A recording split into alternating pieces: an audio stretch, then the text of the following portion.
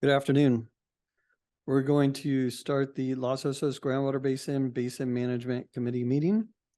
We'll call the meeting to order. Roll call. Dan? Director Reinecke, Here. Director Gibson here, Director Cesena here, Chair Zimmer. Here. All right, all four parties present. Okay, item 3, Pledge Allegiance. I pledge allegiance to the flag of the United States of America and to the republic for which it stands, one nation, under God, indivisible, with liberty and justice for all.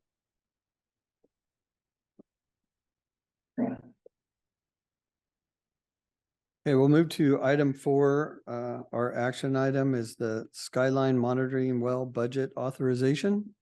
Turn it over to Dan.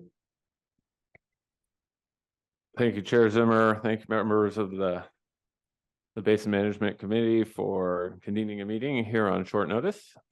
We have promising news for the Skyline Monitoring Well, but need to take some action to allow that project to move forward. Just briefly, the Skyline Monitoring Well was a budgeted item in this calendar year's BMC budget. We had a line item budget of $85,000. This was then paired with a contribution from the National Estuary Program of $70,000 of grant funding that they had received. So a total available approved budget of $155,000 for this project. Just for reference, here's a slide that shows the location of the Skyline Monitoring Well. It's at the east end of Skyline Drive and is a critical portion of the basin for monitoring seawater intrusion in the lower aquifer in this area where we have historically seen some of the furthest extents. Also important because with a well that we do currently rely upon for monitoring seawater intrusion in this area is a production well. It's susceptible to borehole leakage, and it's harder to get representative data out of. So the cost for the program, we awarded a contract at $30,000 to Cleatheris Geologists for well design and construction management hydrogeologic services. And then the CSD recently went out to bid for the well construction activities. We had an engineer's estimate of $132,200. We received 3 bids.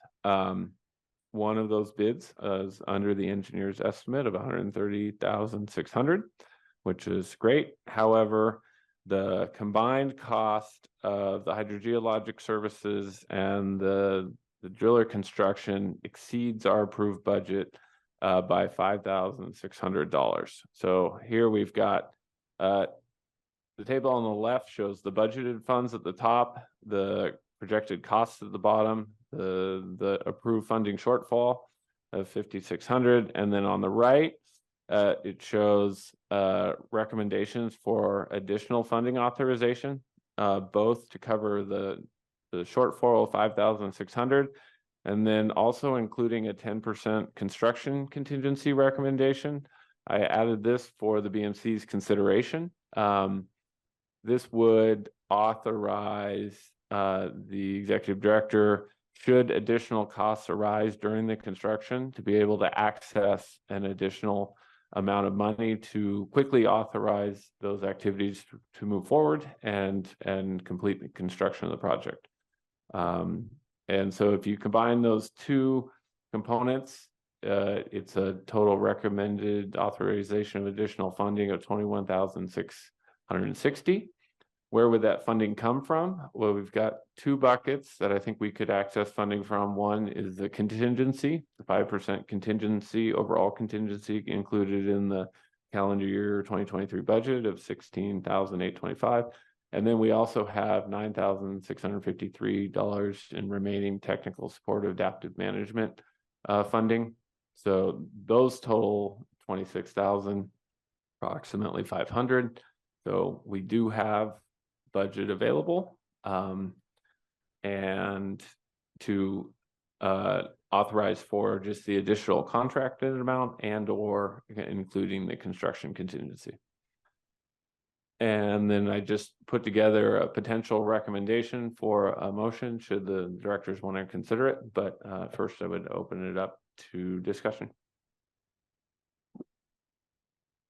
Thank you, Dan. Any board member comments? It's been a long time coming, and it's a good thing.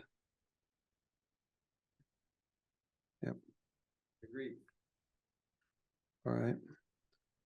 Just one comment, Dan. So when we were looking at Cleeth's original proposal for design and hydro, there was a lot of unknowns at that time because we pre-approved that. Did we go back and double, there was a couple items on there that we weren't sure if we were gonna use. It would be more, that determination would be made later on once we got to this point. Did we go back and look at those and just make sure that everything that Cleeth is gonna do, everything on Cleeth's proposal, he's gonna perform and do? Do you remember that discussion on? I do. So yeah, I think to revisit that. So the proposal for hydrogeologic services for this well included both design of the well, which is something that preliminarily is done before the driller gets on site. You know, conceptually, you design the well, and then during the drilling process, the hydrogeologist monitors the cuttings, logs the information on the aquifer as the well pilot holes are being drilled, and then utilizes that along with some geophysics and other information to come up with the ultimate design for the well. So I think that might have been the issue about, so you know, some of the work is done up front, but some of the work can't be done until they actually start initiating the drilling activities. And they need to be there on site during drilling, both just to monitor the construction, but also to log the cuttings and get that information. So I think all of that scope is going to be required. There is a potential. One of the line items in the bid is if for some reason we lose the hole, there's a an abandonment line item. And so if that were the case, then certain activities, you know, might not be required and then wouldn't need to be funded. But I mean, the contract is a time and materials not to exceed amount. So if there was the case where for some reason the hydrogeologist didn't need to perform all the services, then the BMC wouldn't be billed for the full amount. Okay, thank you. All right, if there's no other comments, we'll go ahead and open it to public comment. If you'd like to make a public comment and you're in the boardroom, please come up to the podium. And if you're online, please raise your hand. There's no public comment online. There's no public comment in the boardroom either. So we'll bring it back to the board. Any further discussion or motion? Move staff's recommendation. I'll second. Okay. Okay. Director Reinecke? In favor, yes. Director Gibson? Yes. Director Cesena? Yes. Chair Zimmer? Yes. Okay, motion passes. Okay, thank you. All right, we'll move on to board member comments, item 5 on the agenda. Do we have any comments? Hear none. There are no comments. Do we still open it up to public comment? No. Okay, we will move on to item 6, which is public comment for items not appearing on the agenda. If you'd like to make a public comment and you're online, please raise your hand. And if you're in the boardroom, please come up to the podium. Jeff, you just have to unmute yourself.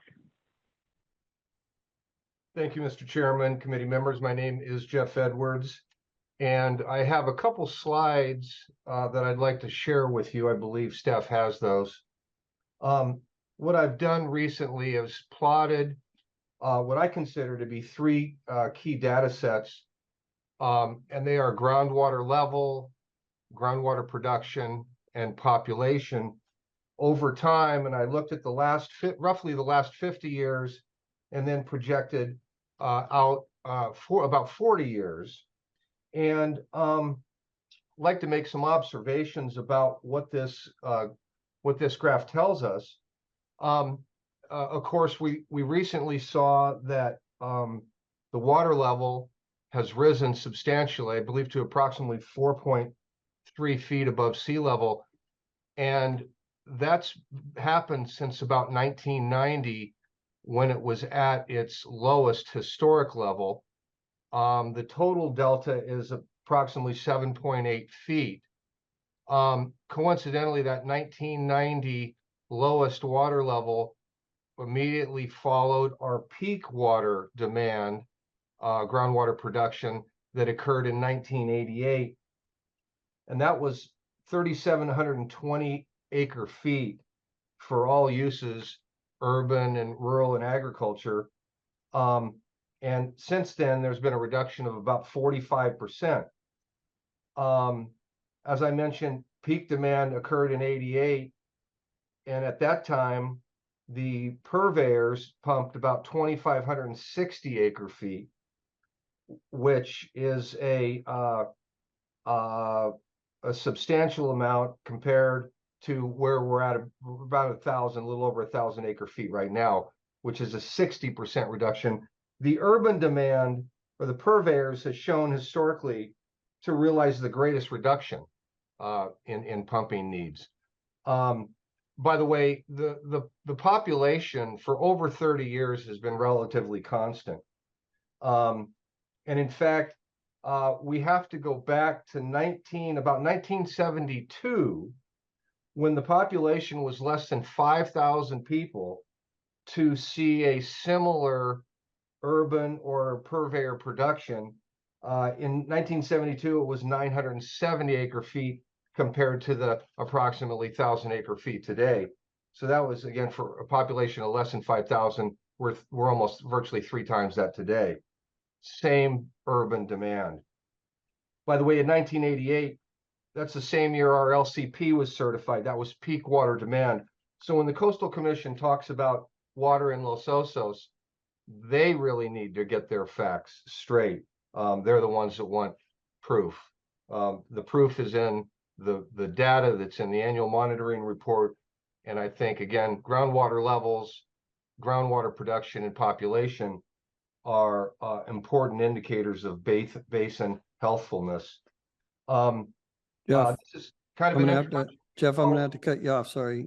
I'll close with that, and probably we'll have more to talk about along these lines in the future. Thank you. Thank you. There's no further public comment online. There's no public comment in the board room. Thank you. Bring it back to the board. Just appreciate the work that Jeff put into showing that reduction in demand. I mean, it's a good graph. It's always good to see that and understand the water use and history. So appreciate that. Any further comments from the board? Okay. Moving right along to item 7, adjournment. All right. Quick meeting. Thanks. All right. Have a good day. Thanks.